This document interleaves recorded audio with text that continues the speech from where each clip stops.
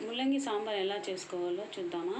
కావాల్సిన పదార్థాలు: ముల్లంగి 2, కందిపప్పు 150 గ్రాములు, చింతపండు 20 గ్రాములు, టమాటా 1, ఎర్రగడ్డలు 2, సాంబార్ పొడి, కరివేపాకు, కొత్తిమీర.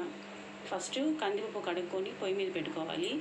అందులో పప్పు వేసుకొని పప్పు బాగా కడుక్కొని ఈ గ్లాస్తో 3 గ్లాసులు వాటర్ పోసుకోవాలి. ఆ తర్వాత చిటికెడు పసుపు వేసుకొని కొంచెం ఇంగ వేసుకోవాలి. ఇంగ వేసుకుంటే టేస్ట్ బాగుంటుంది, పప్పు తొందరగా ఉడుకుతుంది. ఇంకా గ్యాస్ వెలిగించుకొని పాన్ పెట్టుకున్నాను. దాని మీద పాన్ పెట్టుకుంటున్నాను. ఈ పాను 3 విజిల్ వచ్చేదాకా పెట్టుకోవాలి, పప్పు బాగా ఉడుకుతుంది. పాన్ విజిల్ పెట్టాను, అది ఒక 3 విజిల్ రాగానే ఆపేసుకొని సాంబార్ మళ్ళీ ప్రాసెస్ చేస్తాను. వెలిగించుకొని కళాయి పెట్టుకోవాలి. కళాయి హీట్ ఎక్కినాక ఆయిల్ పోసుకోవాలి. ఆయిల్ పోస్తున్నాను. 2 స్పూన్ల ఆయిల్ పోసుకోవాలి. ఆ తర్వాత ఆవాలు,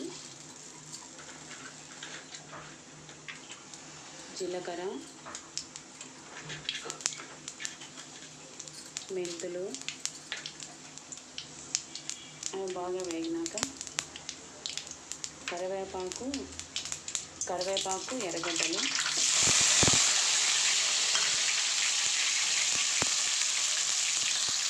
బ్రౌన్ కలర్లో వచ్చే వరకు వేగాలి. ఎర్రగడ్డలు బ్రౌన్ కలర్లో వచ్చాయి చూడండి. ఎప్పుడు ముల్లంగిని డైరెక్ట్గా వేసుకోకూడదు పప్పులో, ఇట్లా నూనెలో వాడుకోవాలి. మనం నూనెలో వాడుకుంటే ముల్లంగి స్మెల్ అంతా పోయి, ఆ ముల్లంగి స్మెల్ బ్యాడ్ స్మెల్ లాగా వస్తుంది కదా, అదంతా పోయి ముల్లంగి బాగా స్మెల్ వచ్చేలాగా వచ్చింది. అందువల్లే ఆయిల్లో వేసి బాగా రెడ్ కలర్లో వచ్చేలాగా వేయించుకోవాలి.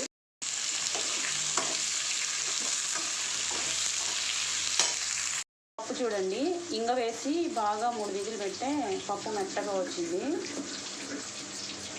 మెత్తగా వచ్చేసింది పప్పు. చూసారండి, ముల్లంగి బాగా కలర్ చేంజ్ అయింది. ఇప్పుడు దీంట్లో సాంబార్ పొడి వేసుకోవాలి. సాంబార్ పొడి వేసుకొని బాగా కలుపుకోవాలి. ఇప్పుడు మనము ఇక్కడ టమాటాలు, ఎర్రగడ్డలు, కొత్తిమీర, కరివేపాకు, చింతపండు పప్పులో పోసుకొని ఉప్పు, కారము, పసుపు వేసుకోవాలి. బాగా కలుపుకొని ఇప్పుడు తిరగమాతలో ఈ పులుసుని పోసేసుకోవాలి.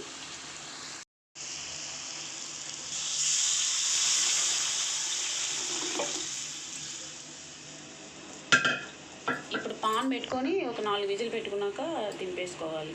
రెడీ అండి గుమగుమలాడే సాంబారు. ఇంట్లో ట్రై చేసి కామెంట్ బాక్స్లో కామెంట్స్ పెట్టండి.